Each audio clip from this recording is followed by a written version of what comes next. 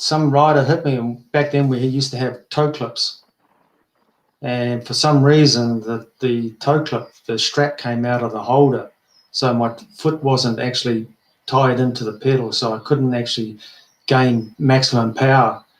So therefore I was, I had to drift to the line. I could only do so much to the line, but that's where everybody was sort of going over the top of me.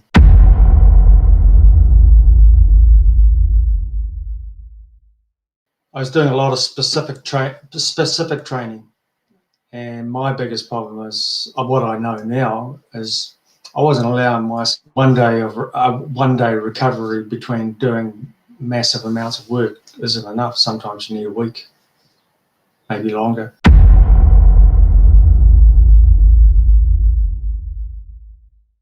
A lot of the racing back then was dominated by the Eastern Blocs, the East Germans and the Russians, and we looked up at them, going, wow, these guys, they don't look like they're 16 or 18 years old.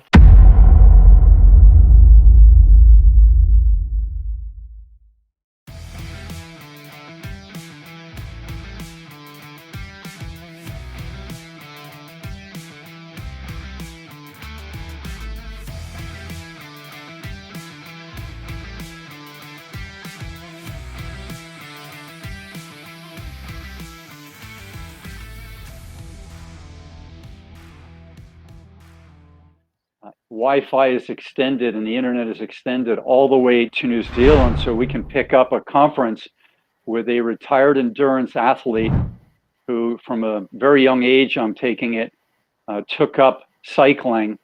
And the thoughts that I have to share on cycling is, imagine being a kid. Like I did some individual sports like golf, but you have a break in the action after every shot. The hardest sport I've ever done was outrigger canoeing, and the main reason it was so difficult is because your mind could never rest. You were on the go. It wasn't a safety issue, it was a timing, and your team depended on you to be timing. But in the case of Stephen Swart and the cyclists, whether you're a recreational cyclist on country roads or you're a competitive cyclist in the Tour de France, every second could be a significant effort. And every second you have to be paying attention to exactly where you are. And that could mean 6 hours on a day for, maybe not 6 hours per day, but over the course of 3 weeks, many, many long days. And then your diet, of course, your sleep, your massages, getting to your hotel, everything has to happen like clockwork. So it's a very intense type of a lifestyle. Stephen, maybe you could introduce yourself and share if anything that I shared is a valid look at the sport that you did for so many years. Yeah, my name's Steve Swart. So I'm a retired ex-professional cyclist.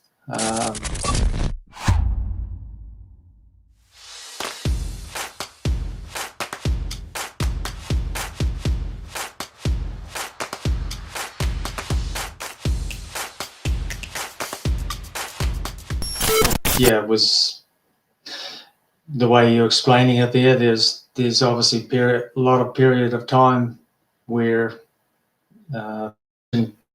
do take place.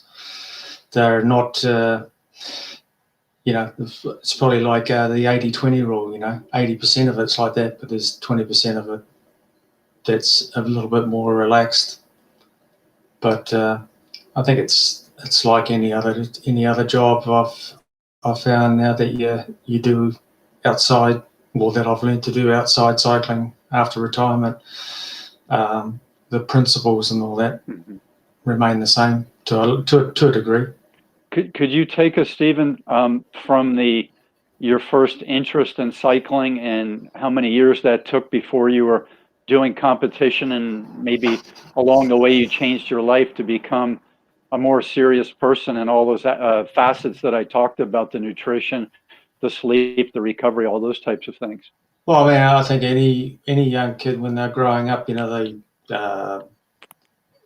they're led to do some kind of outside activity, sport-wise. I mean, I started playing soccer when I was, sort of early age 10, 11, 12 sort of thing on a Saturday morning, because it was the thing to do. Or the other big sport that New Zealand's known for is rugby, but I sort of didn't really fit that mold. And then it's sort of, because my brother was a big time cyclist over here. He's 10 years older than me, and it's sort of one thing led to another. You start slowly, and you have our club races over here. You join a club team, so to speak. In the little towns that we lived in. It was in the 70s there. Cycling was quite big. You didn't have all the other major sports to. The choices for activities were quite limited. You didn't have all these new age sports at the time.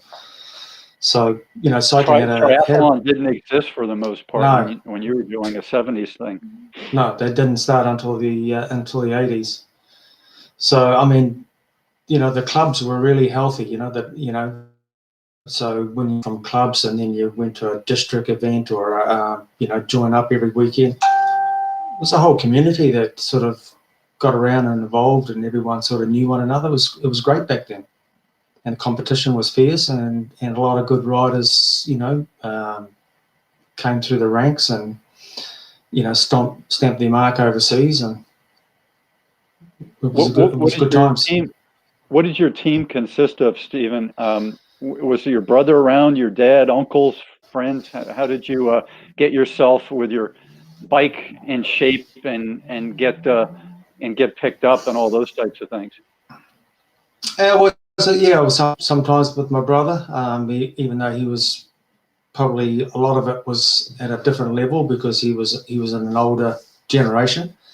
But friends that I used to ride with in my same age category, used to train together, sometimes, a lot of times go to the races with them, just get picked up and away we go. Sometimes we're gone for the day, sometimes the weekend, depending on where we're riding. So you were developing in terms of being away from your family, which I think is really important for young people to do, which was a blessing for me. My dad sent me over to France when I was 16, and then the parents and friends and family of the people I stayed with on these exchanges, they allowed me to grow because there was a lot less pressure sometimes than your own parents. There was more freedom and learning and treating me as a young adult. So that was very helpful. Did you realize well, first of all, was there more freedom when you went away on these trips? And did you realize how beneficial that was to you? Probably not at the time, because it was just the thing that everybody did, because staying at home, you wasn't going to achieve anything because there was nothing to stay home, because these races that we used to have when we were growing up, it was like that was the race for that weekend. We might have to travel a couple of 100 miles to get there, but you stayed home. All you did was train or ride your bike by yourself. Yeah. Did you, when I sent you the information and the press releases on my first big research study called The Aging Athlete, and I mentioned the percentage of athletes who are still doing regular physical activity starting the week that they leave their high performance sport, whether you're a Russian gymnast retiring at 18 or a general contractor retiring at age 58.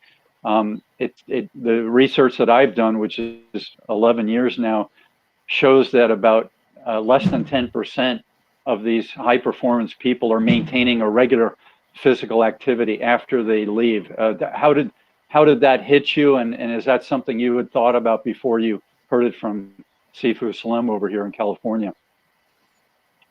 No, I mean, I guess for me, it's sort of, when I stopped competitively, it stopped dead in the water there for a few years. I didn't really do anything.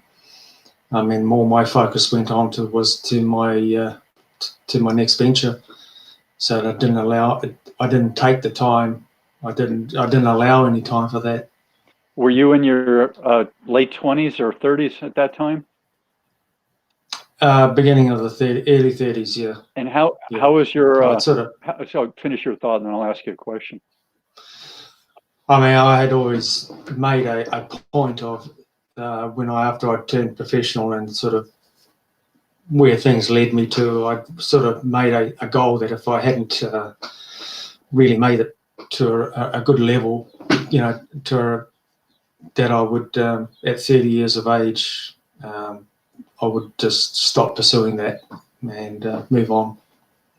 So is that something you assessed, like in baseball, they have spring training in the United States and other countries as well. Is there something like a spring training in cycling where you reassess where you are and what your performance might be based on your wattage and your weight and your injuries and your drive, etc.? Not really. We didn't, you know, all these new techniques like wattage and that, you know, it's still a little bit foreign to me because it wasn't available then. I mean, probably the only thing we really had was heart rate monitors to work off. But no, not spring training wise. No, it wasn't anything like that. You know, that you would go to a camp, a training camp, prior to the season. Maybe, you know, like for me, before Christmas, we would have a get together and then return home, carry on, and then we would they'd regroup again prior just to the season beginning and fine tune thing. But you'd really done the bulk of your work by then anyway. Could you take us through your time of entering, you know, moving from amateur status and what you were doing in amateurs to getting invited to a team, a professional team? Yeah, probably worked a little bit different over here. Like as an amateur back in our day, we worked a 40-hour week as well, and then trained on top of that. So yeah, unless I just happened to have a flexible company that allowed me to take 2 half days a week, and I was able to do a little bit extra in the week and the afternoons, which was great. So that was in your early and mid 20s? Yeah, mid 20s. Yeah. But that's a lot of guys, you know, like back then, all the training was, because a lot of our season took place in the winter. We don't have super harsh winters here, so you can ride at night. It's dark, can be cold, but you know, so a lot of the training back then was undertaken under lights. So when you're training as an amateur, did you have to win a few competitions before you moved into the professional ranks? Oh, absolutely. Yeah. So I mean, once I started getting selected for national teams and traveling overseas, you know, and the results, then obviously it sort of got traction from there. What was your first trip to Europe, and where'd you go, and what was that about? I was 18 years old, and that was to the Junior World Championships in Italy. And how long a race would that have been?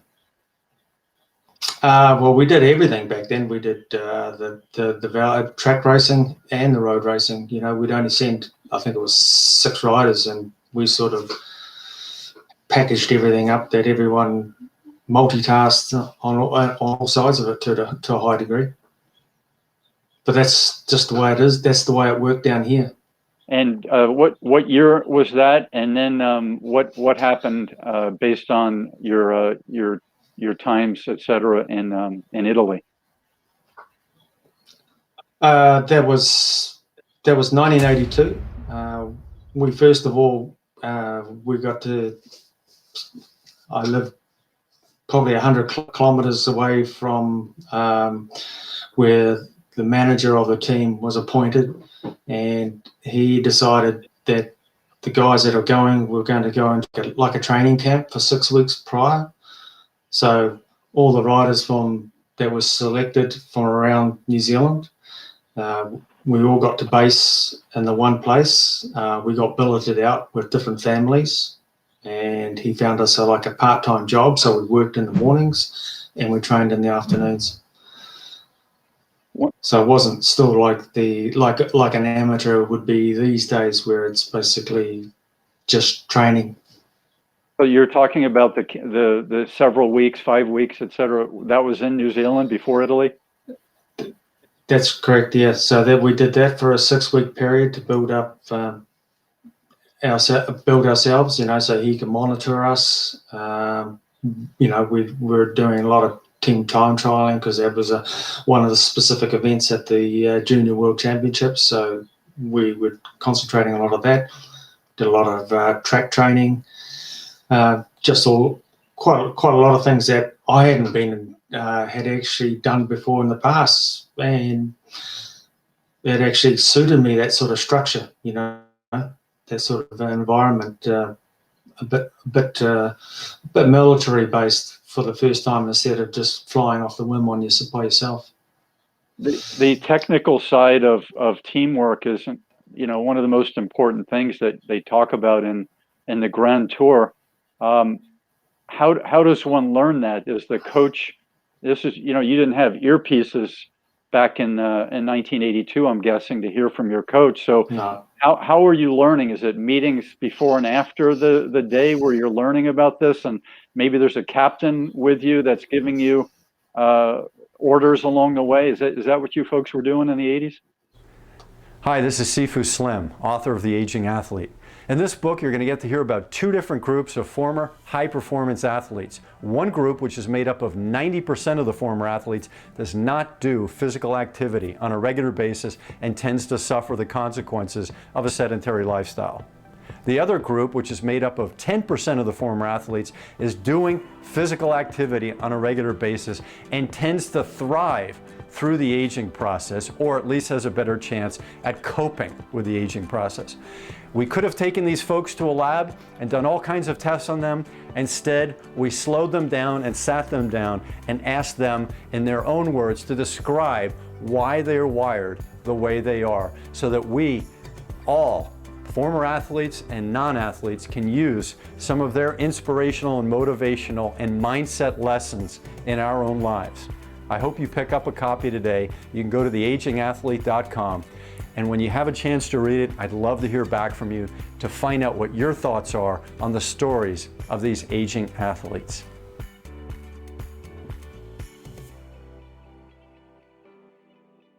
Doing in the 80s? Yeah. I mean, I say, if you're taking those initial steps, there's no real team captain because we're all green as one another. So the coach that was following us, he would take notes, and obviously would sit down and have a meeting where we could improve. And that's just the incremental steps, how it worked. Nobody knew any different. How long, when you were competing as a pro and you're doing a team time trial, for example, the Tour de France, how long is the head person in the head and before they drop back? I'm guessing they drop to all the way in the back. That can vary. I mean, there's guys that think they're going to have a great day when they first start, and they turn out they don't. So if you're feeling stronger, you generally try to, prolong your turn at the front, not to burn yourself out, but to make the most of it, knowing that you're going to recover by the time you come back. It's probably the best option to go to drift all the way back. There's normally 9 riders, but you might have a couple of riders that are having real bad days and they can't pull through anyway, so they'll just leave a gap open up and then allow that rider to follow in. And you really generally, instead of looking behind your shoulder, you're just keeping an eye when you're drifting back, that as soon as you see a gap, that you may know that's where you've got to fit in. Is it? So would it be along the lines of 2 to 4 minutes at the head? Oh, it wouldn't even be that. You know, if you're super strong, you may do in certain situations, but generally you're rolling over within, say, 30 seconds to a minute. Very short, Do you have any anecdotes from your time as a junior about perseverance, teamwork, exciting times that you wish to share? Oh, well, I mean, the whole trip to, like, say, to the junior worlds in Italy, you know, coming from the other side of the world, well, it's totally different. You know, the language is different, the food's different. So we were just like sporting tourists, really. And would you meet another 100 athletes, 150 junior athletes? How many juniors you think? Yeah, I honestly, it's so long ago, I couldn't tell you. But it was an eye opener. You know, when we first arrived in Italy, we did another 6 weeks of a training camp there, staying in this one hostel, and that was great. You know, just almost felt like being a European for a little bit of the time and adapting to their ways, because A, we weren't working, B, we were solely concentrated on the worlds, and we basically trained twice a day and a nap in the afternoon. So everything was really structured. Did you take a number of bikes for each rider over there? Basically two, just your road bike and your track bike. Track and a road. So at that time there's no mountain bike for the mountains, no bike for the time trial. No, nothing specific like that. Do you remember the first time where the pressure was so extreme that you were in awe, basically, of the pressure of the training, the competition, the looks that other people gave you, whether they're on your team or your competitors? There wouldn't have been then that year, because I felt relatively confident. You know, I'd done the work and felt okay. I didn't know how I would go or how I'd perform. How did you folks do the road race? No, we weren't anything of a top caliber back then. But I mean, I fared okay in the road race. There just happened to be a big crash on the finishing straight where I just got tangled a little bit. But for a Kiwi, you know, anything in the top 20 is a great result. And back then, you know, I managed to do that. In the top 20. Fantastic. Did Yeah. you say that you got tangled, but you didn't fall, or you did fall? No, I didn't actually fall. I got some rider hit me, and back then we used to have toe clips. And for some reason, the toe clip, the strap came out of the holder, so my foot wasn't actually tied into the pedal, so I couldn't actually gain maximum power. So therefore, I was, you know, I had to drift to the line. I could only do so much to the line, but that's where everybody was sort of going over the top of me. Otherwise, you know, the positioning wise, I could have been higher in the standings. That's good. So But I was happy. But I was happy to be there. I mean, to say we were, you know, a lot of the racing back then was dominated by the Eastern Blocs. You know, the East Germans and the Russians, and you know, we looked up at them. You know, going, wow, these guys, they don't look like they're 16 or 18 years old. You think there might have been some age fabrication? Who knows? Who knows? No, that's all speculation. But they had more of a need of a razor than you did, is what your thoughts are. Well, I mean, yes, it's amateur, but were they were you know, the whole regime back then, they were classed as amateurs, but they were training and living like a professional. Correct. Yeah. So, you know, straight away, you know, you've got you're on the back foot without even, before you even line up.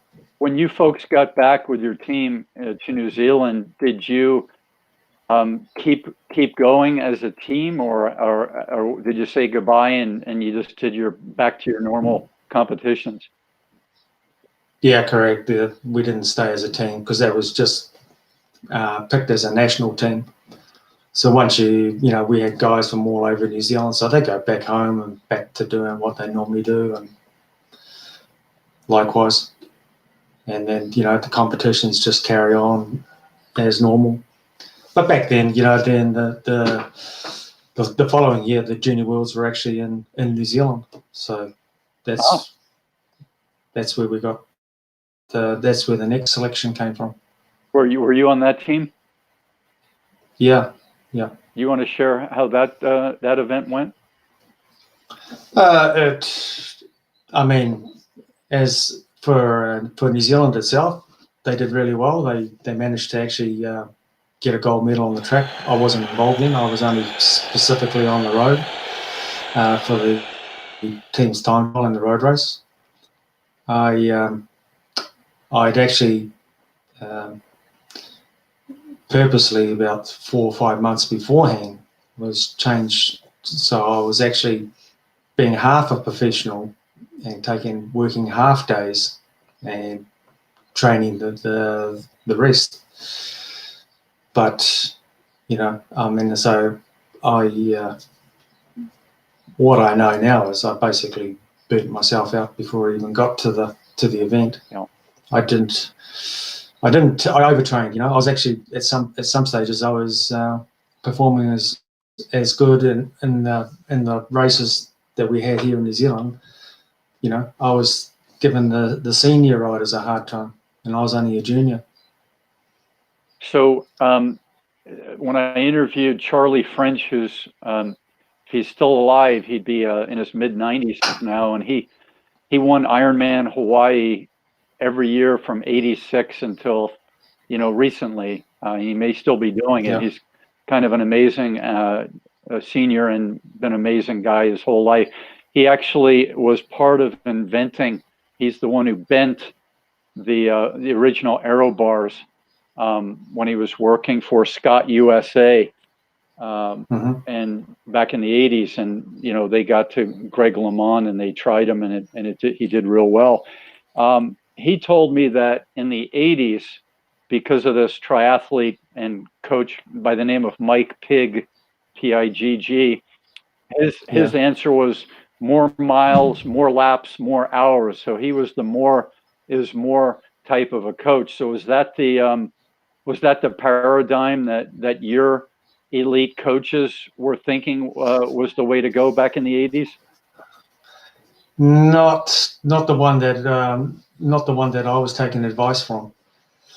I think the one that you're reverting to, that Mike Pigg, that's more of the Eastern Bloc philosophy,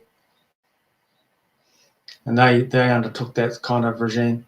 I know there was the riders here later on in the '80s where they started trying that technique, but it never really worked out for them. I think they were missing one of the elements out of it all. Well, how and when? Go ahead, finish your thought, and then I'll try another one. But for me, I was doing a lot of specific training, and my biggest problem is what I know now is I wasn't allowing myself one day recovery between doing massive amounts of work isn't enough. Sometimes you need a week, maybe longer. But I was just too naive. Well, I was naive of that, or I didn't have enough advice on that. Yeah. So the cells of our body and the entire physiological system can get tired, and that can make the brain and our focus, our attention get tired as well.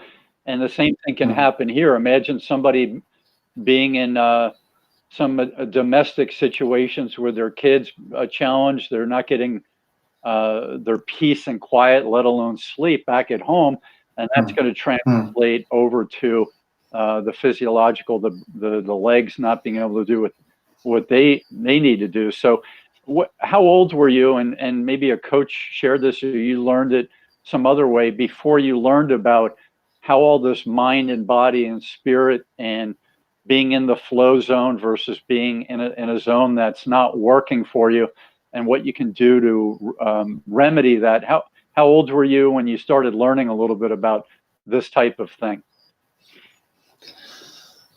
Probably after I turned professional that I really started to learn about it.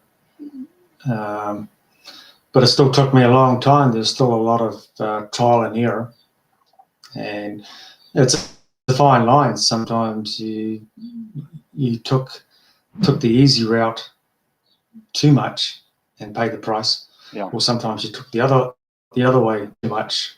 So it's quite a balancing act. Yeah. Can you take us through becoming a pro?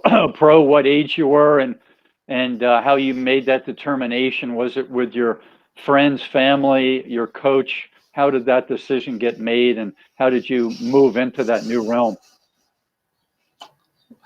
Well, it was obviously I had a reasonable amount of talent in New Zealand here, and once I moved up to senior level and was riding,